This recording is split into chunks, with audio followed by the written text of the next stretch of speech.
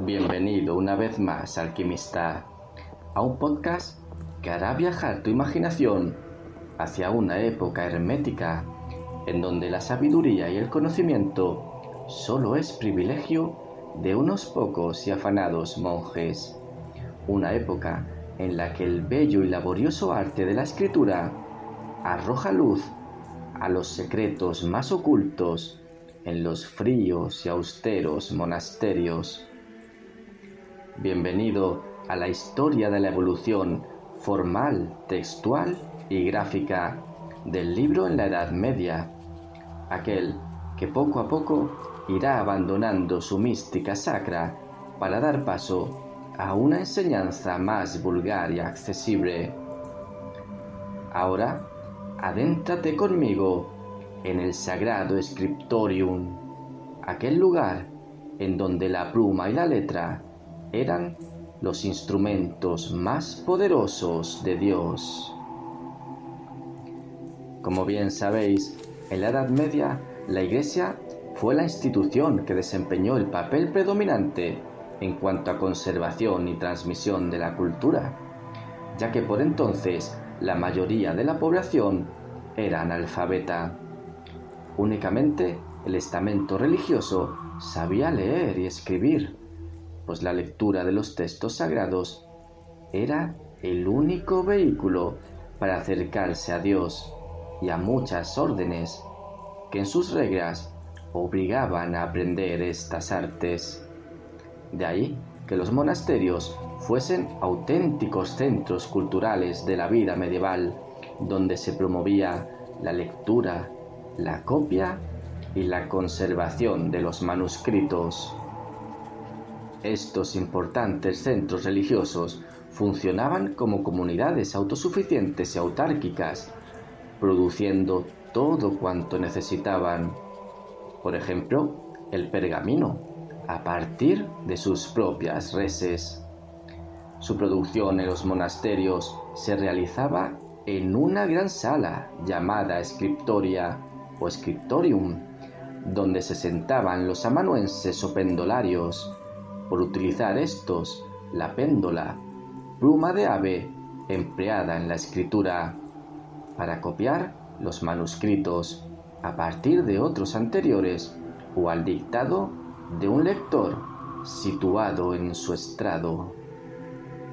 Aquellos scriptoria serían los únicos centros de producción libraria durante muchos siglos y jugarían un papel principal en la expansión del códice.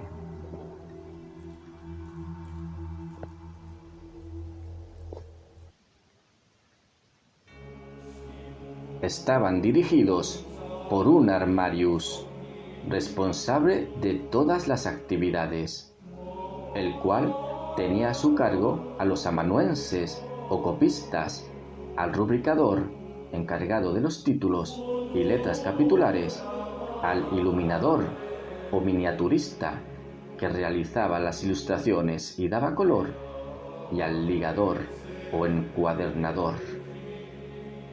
En cuanto al proceso de elaboración, primero se diseñaban las páginas, señalando dónde iba el texto y dónde las ilustraciones. En ellas se copiaba la parte del texto convenida y se dejaban en blanco los espacios destinados a la iluminación, iniciales, títulos, orlas o viñetas. A continuación, se escribía utilizando una escritura cuidada e igualada y posteriormente el manuscrito pasaba al rubricador y al iluminador. Cuando terminaban las hojas, llegaban al encuadernador, que las unía siguiendo las indicaciones marcadas. Además de estas indicaciones, a lo largo del códice aparecían anotaciones que ayudaban a los monjes a elaborar el trabajo y al lector a moverse por el libro. Entre las menciones históricas aparecía el incipit, las primeras palabras del texto, el explicit, las últimas, y el colofón, o expresiones del copista, como su nombre, lugar o fecha de la copia. Las menciones prácticas ayudaban al lector en la consulta del texto y las realizaba el rubricador, en tinta roja o letras de mayor tamaño. Y las menciones técnicas se dirigían al personal encargado de confeccionar el códice.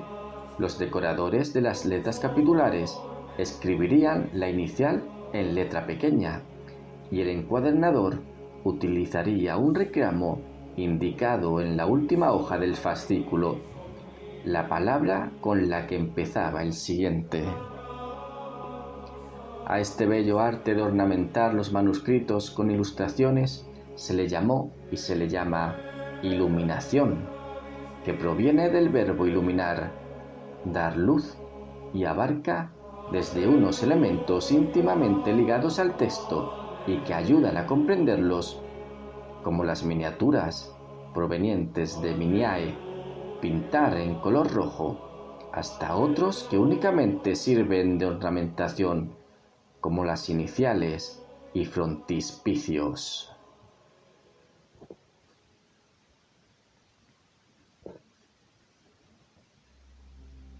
El minucioso trabajo se desarrollaba con colores, pero también con metales preciosos, como el pan de oro, aplicándolo a las letras capitulares y a las miniaturas.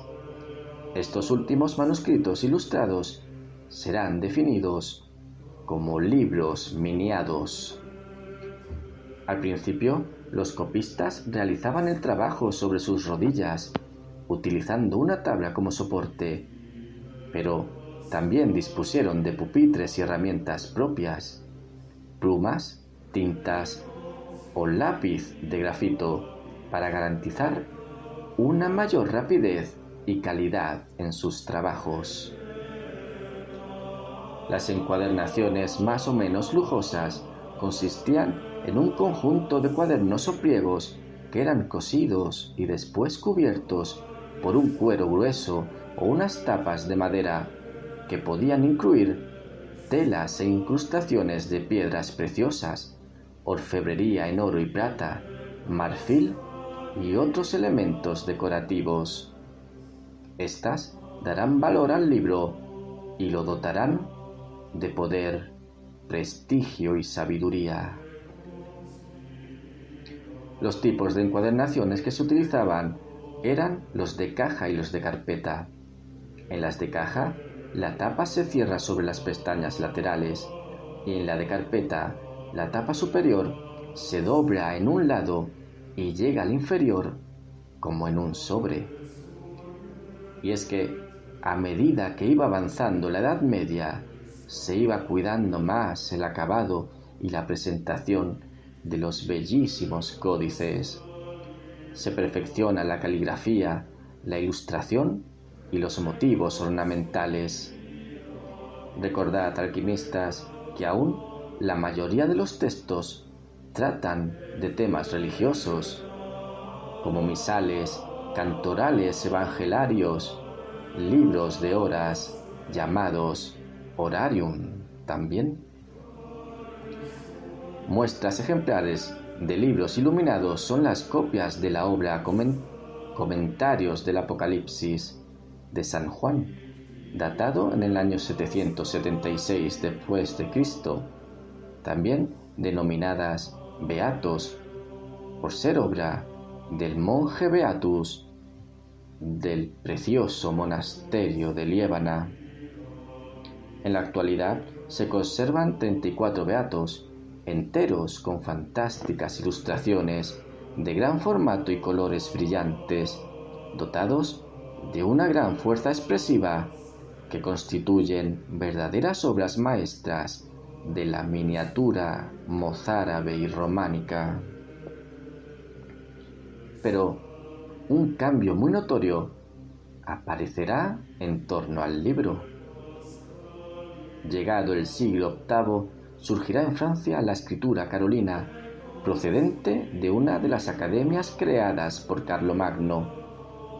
Esta constituirá una muestra más del afán de este monarca por la unificación cultural de Europa, ya que este tipo de escritura se fue imponiendo poco a poco, comenzando por documentos oficiales, hasta sustituir a las llamadas escrituras nacionales europeas, como la merovingia, lombarda o visigótica, que se utilizaban desde el siglo VI.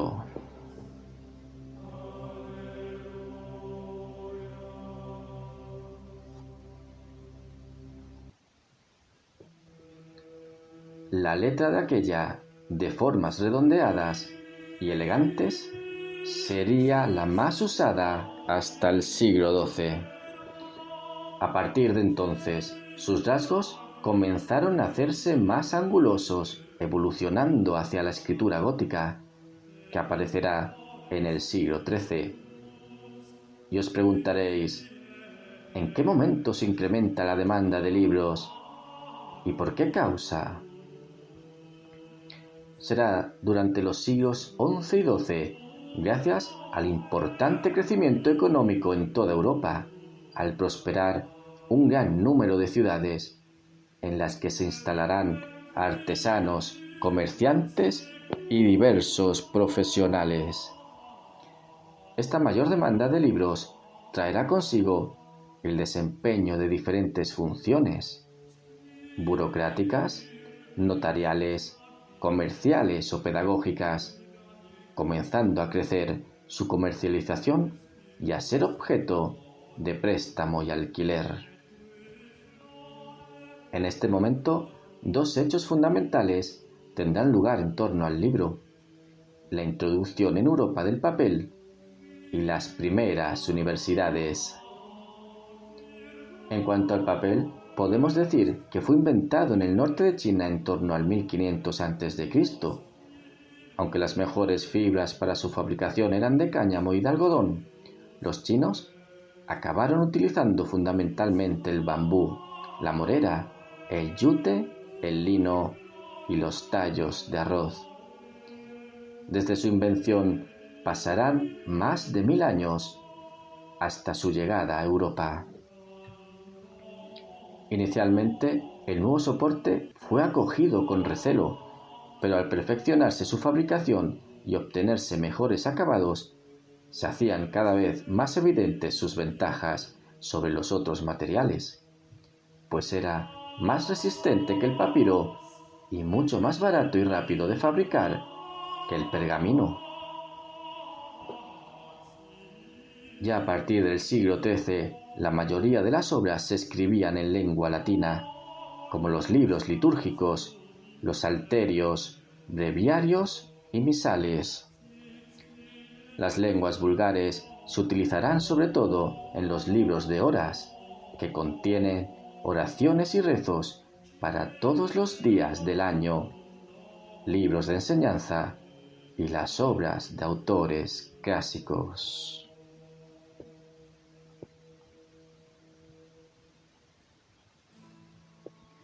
La burguesía comienza a demandar un libro lujoso, que es incluso requerido como obra de arte. Los formatos empiezan a modificarse y aparecen un soporte más pequeño y de carácter secular. En las ilustraciones se percibirán también cambios de orientación, acercándose el texto a imágenes que describen la vida cotidiana de los burgueses. Por todo ello, su uso se generalizará a partir del siglo XV, sustituyendo definitivamente a los dos anteriores soportes. En lo concerniente a las universidades, debemos decir que hasta entonces la educación descansaba y se apoyaba casi exclusivamente en los centros monásticos, tal y como dijimos al inicio, y su escolae, escuelas donde se formaba el clero y de manera muy restringida a algunos privilegiados de la sociedad civil. Sin embargo, el impulso educativo definitivo se dará en el siglo XII, con el surgimiento de las escuelas catedralicias o episcopales, como Chartres, Reims, París, Oxford o Salamanca, entre otras, y algunas municipales, en el caso de Bolonia. A partir de la Reforma Gregoriana, estas escuelas y sus docentes irán adquiriendo cada vez mayor independencia, convirtiéndose en studium generale y finalmente en las primeras universidades medievales. En ellas se generaliza el empleo de las lenguas vernáculas o romances frente a la anterior exclusividad del latín.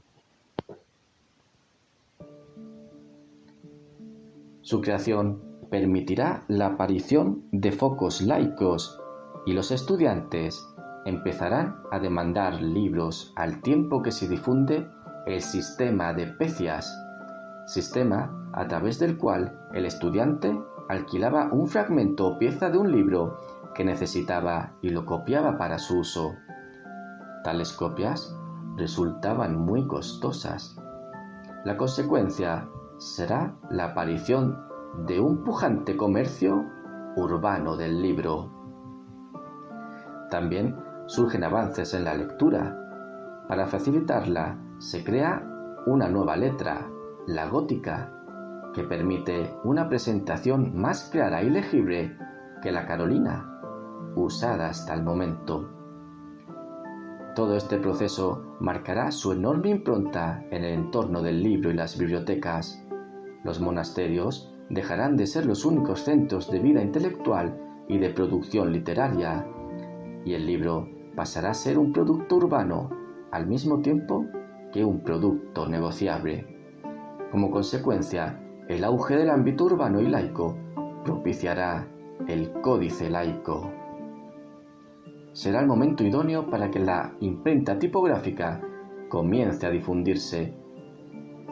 Para llegar a ella, fueron necesarios 4 elementos básicos: el papel como materia escriptórea, que en principio será de trapo, no de fibra vegetal, caracteres móviles o letras de metal fundido en forma de prisma rectangular que se combinaba para formar las palabras, tintas especiales, más espesas y grasientas que las usadas hasta el momento y capaces de fijarse a los tipos de metal, y la prensa, máquina de madera donde se componían los textos que se imprimían en papel. El nuevo libro impreso constituirá un paso más en la historia. Los primeros saldrán de la imprenta en el siglo XIV, todavía imitando a los códices en cuanto a formato o encuadernación. Finalmente, la imprenta moderna aparecerá aproximadamente en el año 1440 en Estrasburgo, gracias a Johannes Gutenberg, a partir de la adaptación de una presa de uvas renana, en la que utilizó tipos móviles de plomo. Pero esto, queridos amigos, formará parte del siguiente podcast dedicado al libro y su apasionante historia. Ahora, no dudes en compartir este podcast y todos los anteriores a través de Spreaker Podcast. Descárgate la aplicación en Play Store y Spreaker.com. Escúchalo también en mi canal de YouTube, La Noche del Alquimista 7, siempre con números romanos. Y pásate por mi cuenta de Instagram, Angel_Goal84. Deja comentarios y sugerencias para hacerte llegar los temas de tu interés. El libro es un viaje por lugares de ensueño, la libertad del conocimiento, la única magia portable en miles de universos. Muchas gracias, alquimistas, y hasta muy pronto.